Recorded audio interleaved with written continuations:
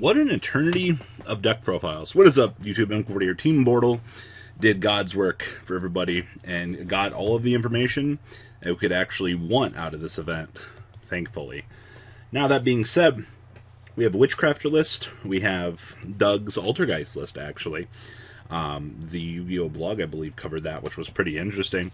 And then we have a Crusadia combo deck for everybody as well coming out of this event. So, day 2 here is that legendary Witchcrafter list that I talked about. This deck doesn't play Golem, which I was believed to thought that it was. So, we're taking a different approach to this deck than I think we have from previous builds. That's right, it's Mystic Mine. Now, we know that Mystic Mine is not a good card for the game. We know that it's actually quite degenerate, and that it doesn't have a place in the game, but here we are. It's still beating. So, this is the Witchcraft list that could, from Team Bortle, thankfully, covering this. So, we have 2 copies of Ghost Ogre and Snow Rabbit Coon. We have the triple copies of Gamma. Now, this makes me really happy to see that we're using Gamma defensively, that we're able to, you know, kind of take advantage of the situation, paralyze our opponents, stick larger monsters on the field, and combo up, right? That's what we want to do, effectively playing this deck.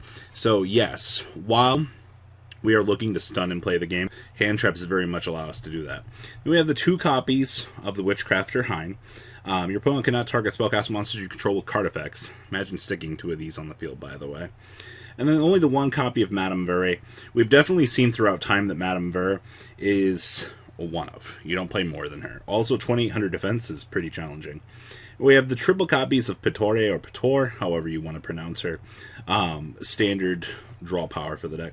And then the 1 Pottery, bringing up just 1 copy of this is fine. And then we have the triple copies of Schmitta, or Schmeita. Yeah, I was going to say something dumb there, but standardly, like, this looks like every other Witchcraft list I've seen. But, yeah.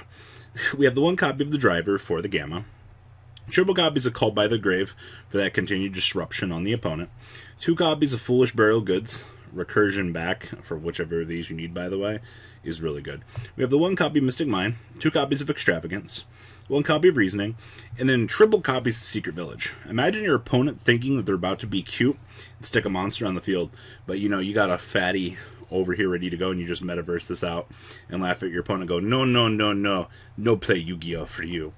Then we have 2 copies of Super Poly in the main. This kind of caught my interest. This almost makes me think we might have wanted to play 3 in the main, but I think in terms of diversity, this was pretty okay for numbers. We had 1 Terraforming, the 1 copy of the Witchcrafter By Street. This will never be more than 1, I think. We have the triple copies of Witchcrafter Creation, our standard searcher. The 1 copy of Draping for the bounce. And then we have the triple copies of the Witchcrafter Holiday, along with the 1 Metaverse and the 2 copies of Rivalry of Warlords. By the way, Rivalry is still a fantastic tech option to a lot of the current metagame. You'd be surprised what flipping this will still do to a lot of decks. We have 1 copy of Land Phonicus, 2 copies of Nightmare Phoenix, 1 Boral Sword Dragon, 1 Just Beat It, and then we have 1 Omega, 2 copies of Starving Venom, 1 more Starving Venom, 2 copies of Violet Chimera, 1 Dragostopoli, and the triple copies of Mud Dragon. Mud Dragon's popularity is really growing coming out of this weekend. Actually, this is pretty impressive. Then we have the 2 copies of Prankatops, triple copies of Spooky Dogwood, 2 copies of Mystic Mine, 1 Super Poly, triple copies of Evenly Matched, 2 Royal Decree, and 2 copies of Summon Limit, wrapping this up. Seeing Royal Decree back, though, in a format like this guy was really amped up to deal with Sky Striker. Like, this is interesting. I like that.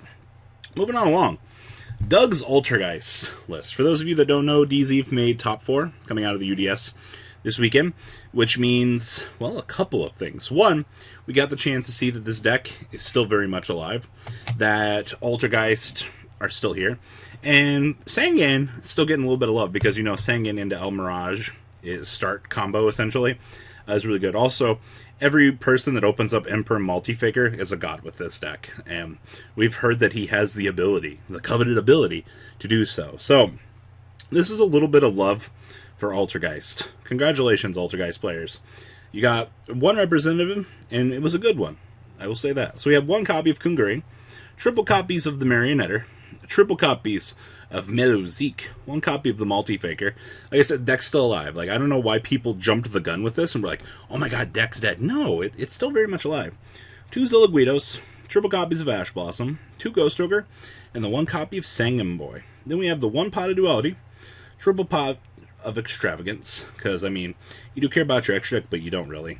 And then we have the 1 Manifestation, 2 Protocol, 2 Crackdown, 3 Crackdown does seem a little bit rough around the edges. I've seen most players cut down to 2 or 1. It's just kind of dependent on what you want to do. 1 Imperial Order, triple Infinite Impermanence, 2 copies of Lost Wind. So this is interesting. So you can target a face-up special summon monster in the field, negate its effects, and have its original attack. And then if your opponent special summons from the extra deck, you get to go ahead and reset this back on the field. Pretty interesting, actually, for interactions for this. We have triple copies of Personal Spoofing. Yeah, personally, this card is bonkers.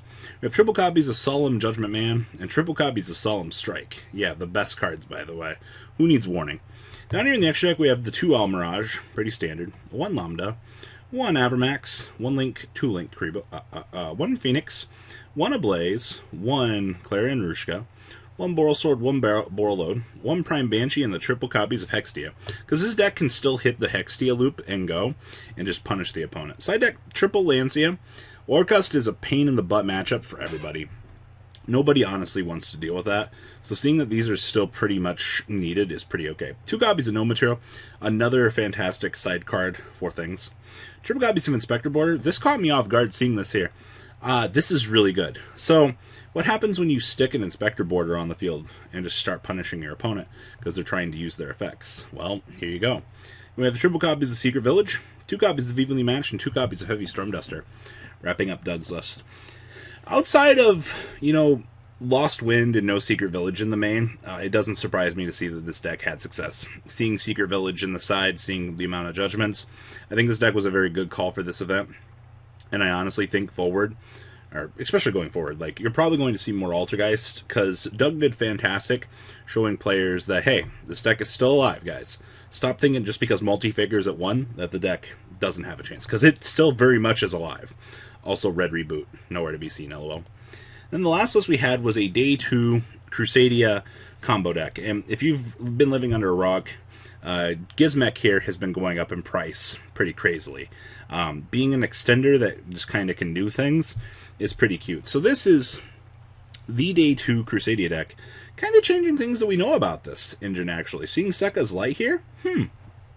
So we have the 1 Black Dragon Collapse Serpent, triple copies of Chaos Dragon Lavineer, triple copies of Arborea, triple copies of Crusadia Draco, the whole Guard Dragon package shenanigans, triple copies of Maximus, triple copies of Reclusia, 1 Bigfoot, 1 Chupacabra, 2 Nessie, the 1 Thunderbird, the 2 Jackalope, the 2 Tsuchinoko, the 2 copies of Destrudo, and once again the 2 copies of Gizmek here.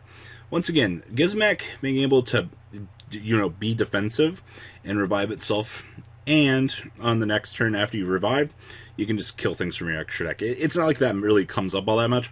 Also, Machine. The little cute things. The 1 Brotar, or triple Brotar. Oh, wow. I blinked there for a second. Making sure that you are able to get to whatever combo piece you need.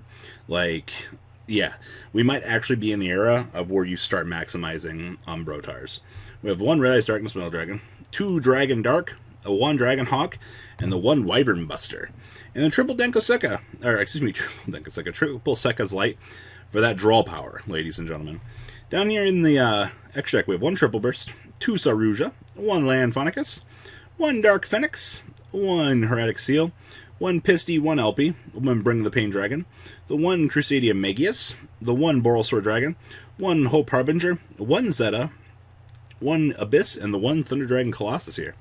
Side deck, 2 copies of Denko Sekka, 2 copies of Prankatops, triple Ghost Ogre, triple Gamma, 1 Driver, 2 Twin Twister, and 2 copies of EEV. So, interesting fun fact here. There were EEVs starting to pop up in a lot of sides this weekend. Going forward, this card might actually become a side deck trend for the future of the format. Now, don't quote me on this. I don't know if this is going to stick around and be one of those crazy things that's going to define the format. I don't think that's going to be the case. But I do think that there is some value and some warrant to seeing this now, especially in side decks going forward. So don't be surprised if you get EEV being a Sky Striker player and they just take the free win, because it'll happen. Just saying, guys, like, this card's pretty good. So guys, what do you think about these decks? Please leave a comment down below. Tell me what you guys think. And well, Witchcrafter, good job. Peace out. The ride never, well, truly ends. Thank you, patrons. Without you guys, I don't know what I'd be wearing in these videos. I might be a Truffle Shuffle incident all over again. Guys, please also check out VanCole40 for some awesome Vanguard content. Some other interesting stuff you might find up here on the left or in the description as well. Thanks for watching.